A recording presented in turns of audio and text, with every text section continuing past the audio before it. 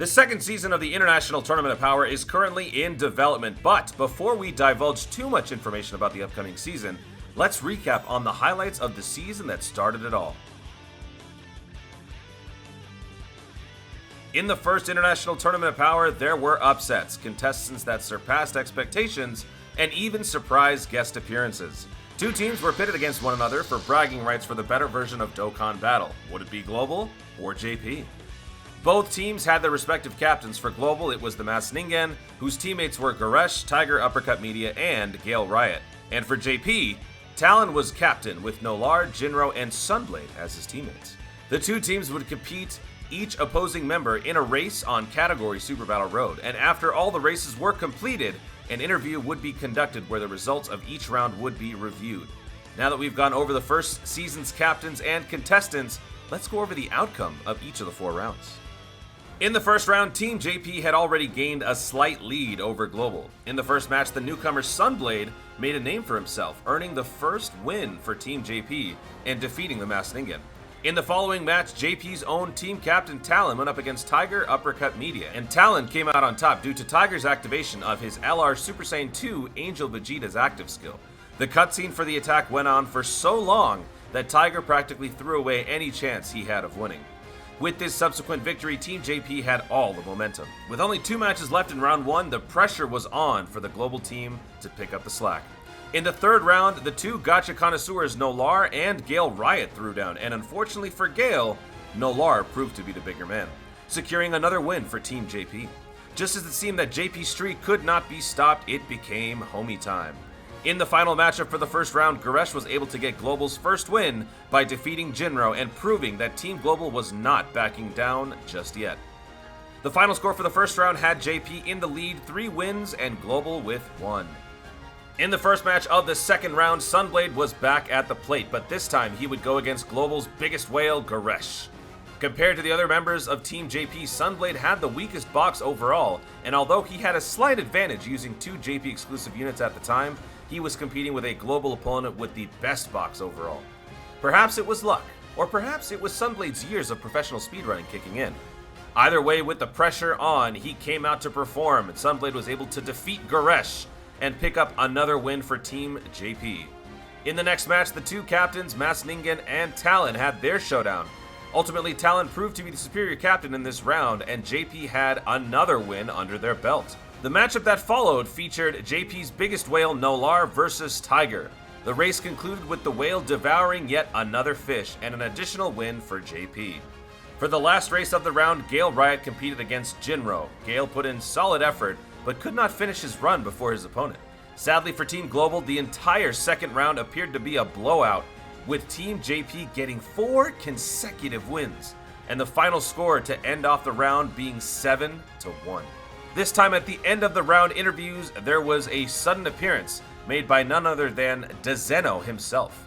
Lord Zeno appointed some new rules to shake things up in attempts to help Global make some sort of a comeback. Would these new handicaps end JP's streak? Let's find out on the overview of round 3. As previously mentioned, to level the playing field a little bit, the rules for the International Tournament of Power were adjusted. It was decided that JP exclusive units would be banned, and that Team Global had the opportunity to use one of the following handicaps at random, and the first being the ability to pick a unit their opponent cannot use. The second would force a member from JP to pick a specific unit, and the third gave the ability to ban a certain item. The last would change the stage to any of Team Global's choice. With the handicaps in place for Team JP, Gale was able to pick his preferred stage, the Shadow Dragon Saga, in his race against Talon. But even with the handicap, Talon continued Team JP's streak with yet another victory. Regrettably for Team Global, the following match had a similar result. Ningen banned Jin-Roh's ability to use Ghost Ushers, but Jin-Roh still triumphed even with his disadvantage. Yet again in the third round, the handicap still couldn't stop Team JP's dominance. Tiger banned LR Physical Goku and Vegeta for Sunblade, but he was unfazed, and JP had now reached double digits in wins. In the final matchup of the third round, it was a battle between whales, Goresh versus Nolar.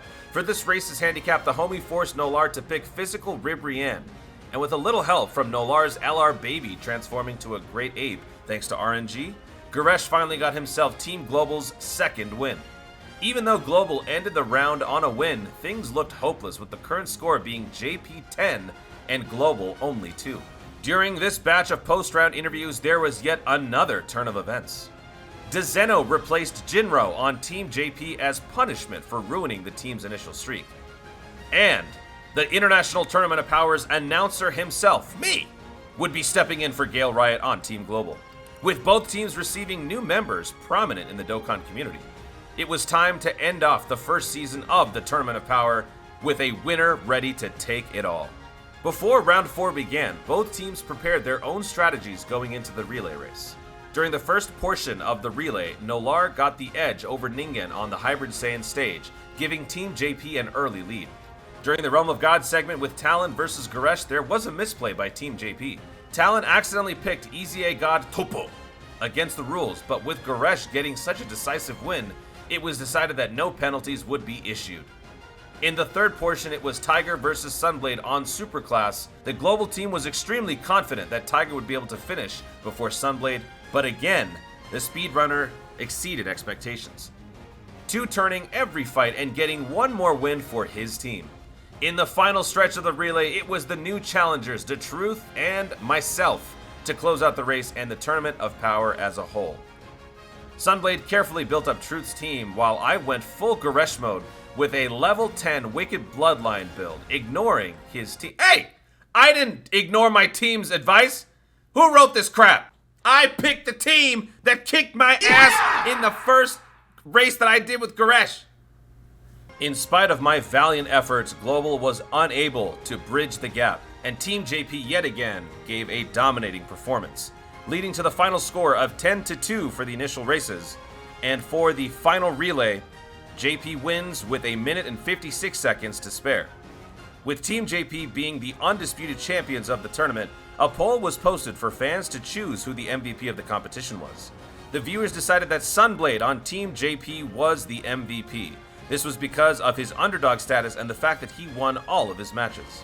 And with that, the recap of the first season of the International Tournament of Power comes to a close. With such an ambitious event that brought so many creators from the Dokkan community together, would there be any way to top it?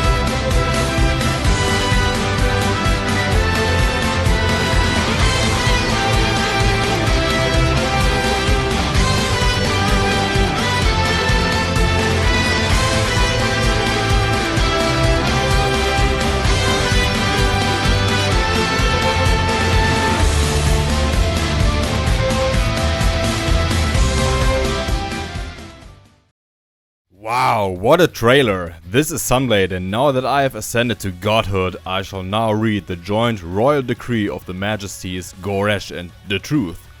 As you just saw, the second season of the International Tournament of Power is currently being worked on with 12 participants in total. There will be 2 new team captains with some new and familiar faces that will be drafted for each team.